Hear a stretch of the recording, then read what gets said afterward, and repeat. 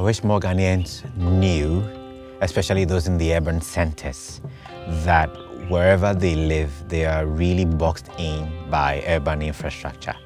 And then I wish that they knew that in the outdoors, there are vast open spaces that enables them to grow. And you can only grow as fast and as great as the space within which you operate. And so the more of open spaces that you are into, the more opportunity you have to learn, the more opportunity you have to rejuvenate, because nature does give you the skills you need in order to survive. And within that rejuvenation, you can actually find yourself. My name is JayJay Addo-Koranteng. I will be the captain of the boat, and I work as executive officer and expedition leader of Bravehearts Expeditions. For me, home is anywhere that I can be pushed beyond the limits of my emotional, spiritual, physical, and mental endurance. And usually these are places that a lot of people find uncomfortable, but I am at home in challenge, especially challenge involving nature and the natural outdoors. So the idea that I can, as a puny human, pit myself against the bulwarks of nature, such as the mountains, the largest man-made lake on earth, rivers and all of that, keeps me motivated, because even when you do aspire to the highest peak, there is always a peak beyond. And the motivation comes from knowing that I can never find out everything to the end. And whilst a lot of people may say that that could be an exercise in futility, for me, it's the journey that matters and not necessarily the destination. Bravehearts Expeditions is West Africa's leading outdoor adventure and experiential learning company. And what the company does is really very simple. It uses outdoor adventure tools to teach corporations, businesses, and young people the skills they need in order to stay globally competitive. And we do this in exciting ways. We use nature as the tools. And when people come over here and they push themselves against these tools, they begin to discover themselves. Ultimately, people lose the arrogance that comes from comfort, and then they gain a lot of knowledge by knowing that this is vast.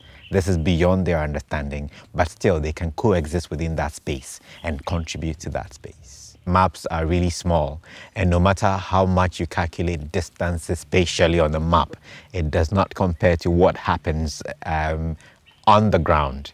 And so, for example, you know that you're covering, for example, 30 kilometers a day across water.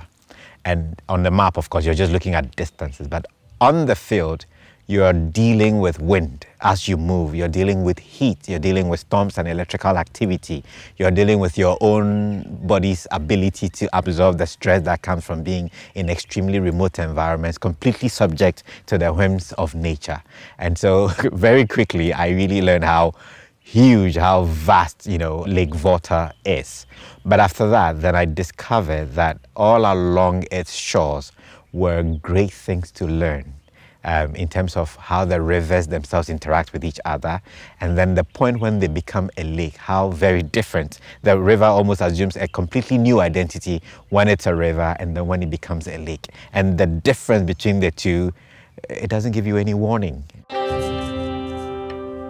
The name of the boat, as The Woman Who Does Not Fear, means the same to me as nature has always meant to me. That if you're afraid, then you are limited. But if you're fearless, then the world is really your playing field. And I think that the boat is so aptly named because throughout the expedition, there will be instances where we will be afraid, where we're dozens and dozens of kilometers from the nearest town, where we're completely subject to the elements, and where we don't even know how far it will be if something goes wrong. And these are things that will cause a lot of fear. Right from the beginning when, for example, Yvette approached me with this idea that she wanted to swim from literally Buipe all the way down to the north, I agreed to the meeting just to figure out whether mentally she had everything in place, because I thought anyone that was going to do this was either crazy or was fearless, or a combination of both. Yvette's decision to swim the lake and river Volta, I think it's the bravest decision anybody I know has ever made. this is a big river and lake. There are going to be storms. A lot of the time people believe that, oh, rivers are, you know, highly dependent on current action. But in Lake Volta, it's wave action that gets to you. There's dehydration. Literally, death is a possibility. Yeah, and so the decision to do it in spite of not knowing, in spite of not planning everything. This is not a swimming pool we're talking about. Yeah, and so she has my eternal respect, and every time I see her swim, that respect grows 100 times more.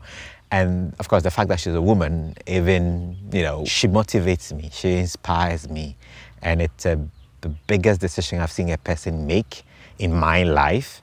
And maybe for another generation, I don't know anything that will beat that. So I have enormous respect for that decision, and I'm so proud to be a part of the process that sustains that decision. The research objectives are amazing where I stand. I believe that it will have a long term, because this will be the first such large-scale expedition to understand the effect of microfibers, you know, per square inch, so to speak, of the lake and river water.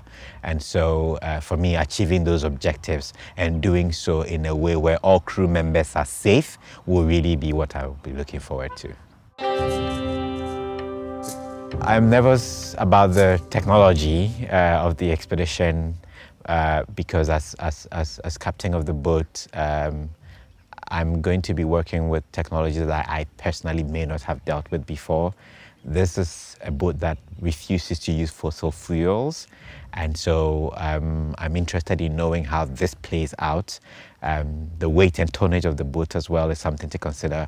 We are using solar-powered technology as well.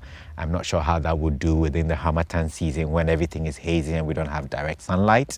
I'm also looking at what the weather will look like, the wind action on those ones as well. So there's a lot of unknown. And whilst these contribute to the adrenaline rush of everything else, there is, of course, the nervousness of having everything come together in perfect symmetry, so the objective of the expedition may be achieved. And this, I believe, will be what will keep me awake at night when the expedition begins.